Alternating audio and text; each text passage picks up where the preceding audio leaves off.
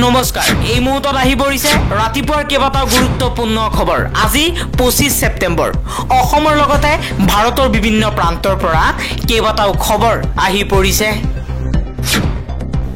এই মুহূৰ্তত জনাই আছো এটা গুৰুত্বপূৰ্ণ খবৰ জুবিন গাৰ্গৰ মৃত্যুৰ বাবে দোষী কাকো ৰেহাই নিদিও আৰক্ষীৰে বৈঠকৰ অন্তত মুখ্যমন্ত্ৰী হিমন্ত বিশ্ব শৰ্মাই এই কঠোৰ মন্তব্য কৰিছে জুবিন গাৰ্গৰ মৃত্যুৰ লগত জড়িত দোষীক ৰেহাই নিদিয়াৰ হুংকাৰ দিছে হিমন্ত বিশ্ব শৰ্মাই পৰৱৰ্তী খবৰ শ্যামকানু মহন্ত আৰু সিদ্ধাৰ্থ শৰ্মা সুচৰাই আনি জেলত ভৰাব লাগিব নহলে অসম জ্বলিব সিধা কথা জুবিন গাৰ্গৰ মৃত্যুৰ তদন্ত সন্দৰ্ভত এই মন্তব্য কৰিছে বীৰ লাচিত সেনাৰ নেতা শৃংখল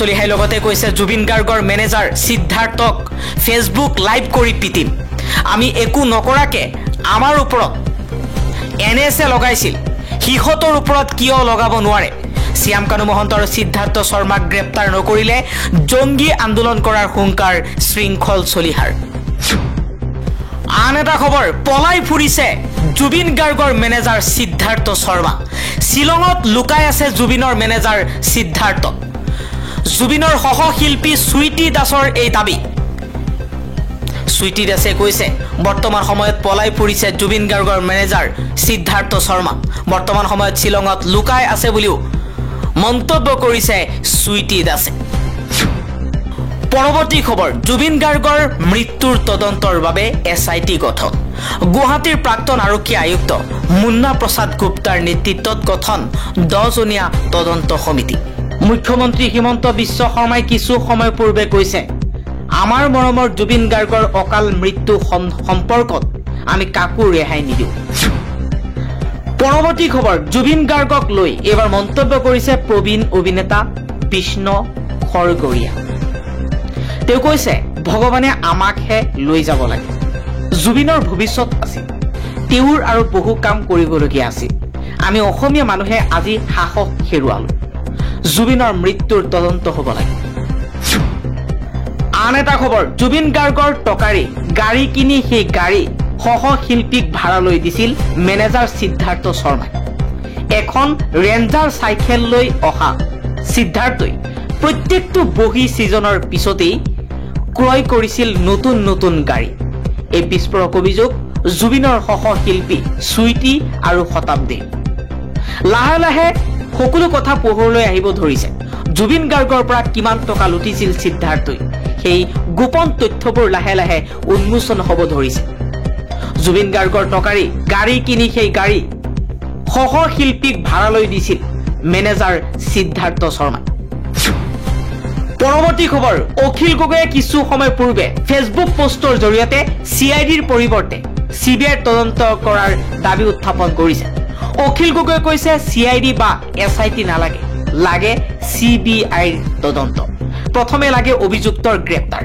চৰকাৰৰ টেঙৰামি নালাগে প্ৰথমতে সিদ্ধাৰ্থ শ্যামকানু মহন্ত আৰু লগতে যিসকল লোক জুবিন গাৰ্গৰ লগত একেখন নাৱত আছিল ইয়তত আছিল তেওঁলোকক তদন্তৰ আওতালৈ আনিলে সকলো পোহৰলৈ আহিব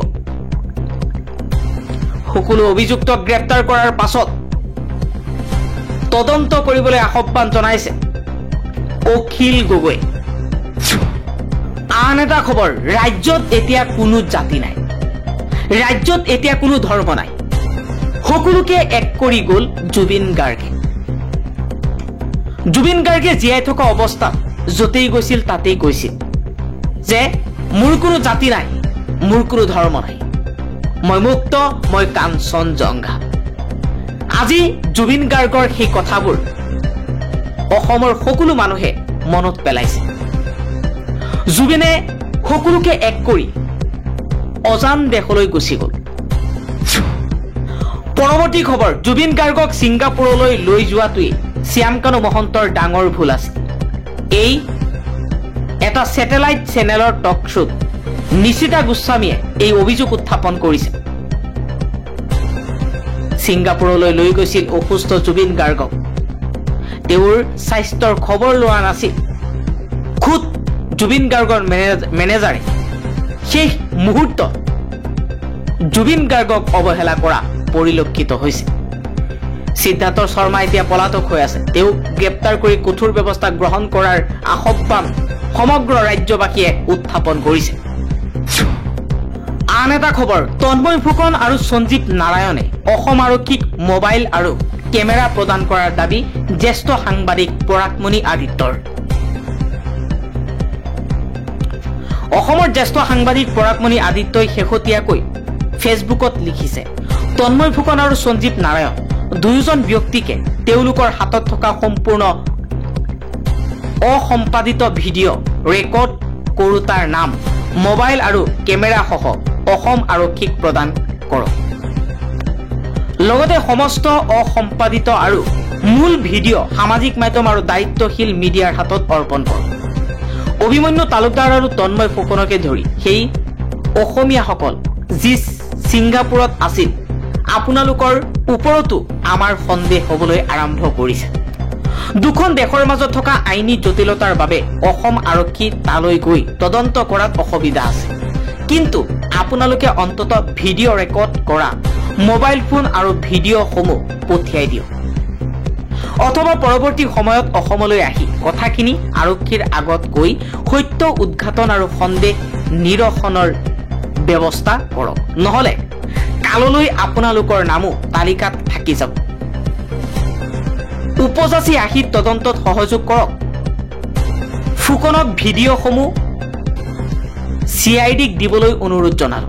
তেওঁলোকৰ বন্ধু, মিত্ৰ, কুটুম্ব আদিয়েও এই আহ্বান জনাওক। পৰৱৰ্তী খবৰ, ৰাহুল গান্ধীৰ অভিযোগৰ পিছতেই নিৰ্বাচন আয়োগৰ ডাঙৰ পদক্ষেপ। পৰিৱৰ্তন কৰিছে নিৰ্বাচন আয়োগে। কংগ্ৰেছ নেতা ৰাহুল গান্ধীয়ে ভোট প্ৰবঞ্চনাক লৈ এক নতুন বিস্ফোৰক অভিযোগ উত্থাপন কৰিছে। তেওঁ দাবী কৰিছে যে কৰ্ণাটকৰ আলণ্ড বিধানসভা সমষ্টিত ভোট প্ৰবঞ্চনাৰ ৬,০০০ চেষ্টা কৰা হৈছিল। প্ৰথম অৱস্থাত নিৰ্বাচন আয়োগে ৰাহুল গান্ধীৰ অভিযোগ খাৰিজ কৰিছিল। পিছত এই অভিযোগ আয়োগে আংশিকভাৱে গ্ৰহণ কৰে।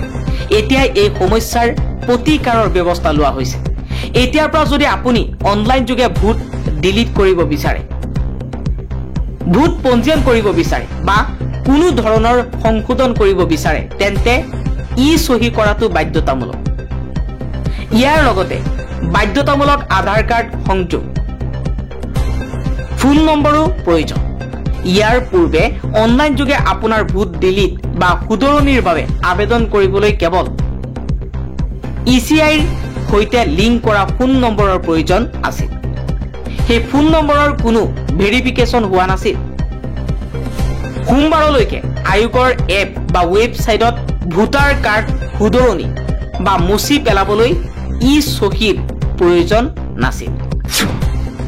আন এটা খবৰ, যোৱা ৮০০ৰ পৰা ৯০০ বছৰত ভয়ংকৰ গতিত হ্ৰাস পাইছে হিন্দু জনসংখ্যা। কাৰণ ব্যাখ্যা কৰিলে উত্তৰ প্ৰদেশৰ মুখ্যমন্ত্ৰী যোগী আদিত্যনাথে। বিদেশী আগ্ৰাসন আৰু ঔপনিৱেশিক শাসনৰ বাবে যেনেকৈ ভাৰতৰ সম্পদ লুণ্ঠন হৈছিল, তেনেকৈ হিন্দুৰ জনসংখ্যাও শোষণ হৈছিল। মঙলবাৰে লক্ষ্ণৌত আত্মনিৰ্ভৰশীল ভাৰত স্বাধীন সংকল্প শীৰ্ষক ৰাজ্যিক পৰ্যায়ৰ কৰ্মশালাত ভাষণ দি মুখ্যমন্ত্ৰী যোগী আদিত্যনাথে কৈছে যে ১১০০ চনত ভাৰতত হিন্দু জনসংখ্যা প্ৰায় ৬০ কোটি আছিল। অৱশ্যে ১৯৪৭ চনত স্বাধীনতাৰ সময়ত ৩০ কোটিলৈ হ্ৰাস পাইছিল। যোগী আদিত্যনাথে লগতে অভিযোগ কৰিছে যে বিদেশী শাসকে কেৱল সম্পদ লুট কৰাই নহয়, সমাজখনত বিভিন্ন বিভাজনৰ মাজলৈ ঠেলি দিছিল। ভাৰতত কি নাছিল, ইয়াত সকলো আছিল। তথাপিও কোনোবাই জাতি, ভাষা, অঞ্চল, ধৰ্মৰ ভিত্তিত সমাজখনক বিভাজিত কৰিছিল। আজিও সেই বিদেশী মানসিকতাই কাম কৰি আছে, সমাজক বিভক্ত কৰা গৈছে। আন এটা খবৰ, পোহৰলৈ আহিছে বিস্ফোৰক তথ্য। ৰয়েল হেৰিটেজৰ মালিক সিদ্ধাৰ্থ শৰ্মা। জুবিন গাৰ্গৰ মেনেজাৰ হৈ শুৱে বাৱে সম্পত্তিৰ পাহাৰ গঢ়িছিল সিদ্ধাৰ্থ শৰ্মাই। ইতিমধ্যে সেই বিষয়সমূহ ৰাজহুৱা হৈছে বিভিন্ন মাধ্যমত।